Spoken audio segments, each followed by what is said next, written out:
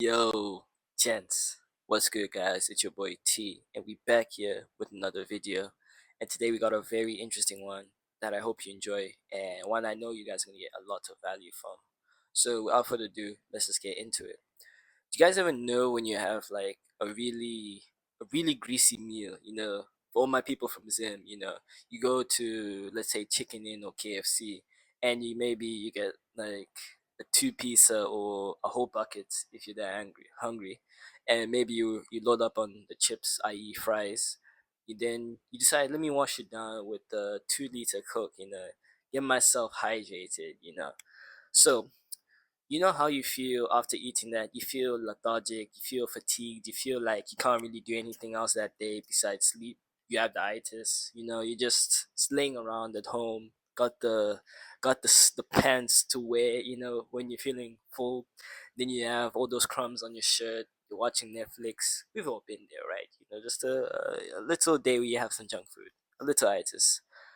And imagine this: you take the liberty of going to a good restaurant, you take the liberty of cooking your own meal that's not only healthy, high in protein, high in all the essential nutrients.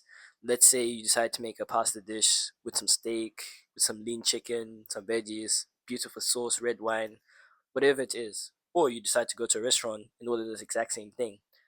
In this analogy, the cheap dopamine, what I like to call, is the fast food, the greasy chicken.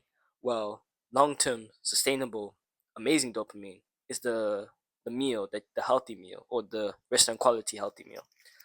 So in life, you ideally want to be chasing the long-term healthy dopamine, the dopamine that's going to push you to your limits a bit. But when you ultimately achieve your goals, you're going to feel amazing. The dopamine that encourages you to go to the gym even when you don't feel like it, and then you realize, wow, I'm so happy I went to the gym. The dopamine that stops you at first from going to the kickboxing gym, but after you do it, you're so happy that you did it. The dopamine where you feel like you don't want to read the book, but you read it anyways, and then you feel good, you feel hyped up about yourself. See, guys, long term dopamine is dopamine that you really want to be chasing in your everyday life to really level up. If you have goals in business, your career, your fitness, whatever it may be, even relationships with people, your religion, relationships with God, you're going to have to go for the long term dopamine, not really the quick fixes. So, what does this mean for your daily life? Number one, if you have goals and ambitions, you're going to have to cut out the cheaper quality dopamines. Really give your body that high source of dopamine, i.e., stop eating too much junk food, stop over consuming alcohol, stop smoking to the point of damaging your lungs, stop vaping, stop going to clubs every weekend when you know you should be locking in. For all my guys in university, you know the feeling. You want to go out on the weekends, you did all your work, but not really there yet. Or actually, I take that back.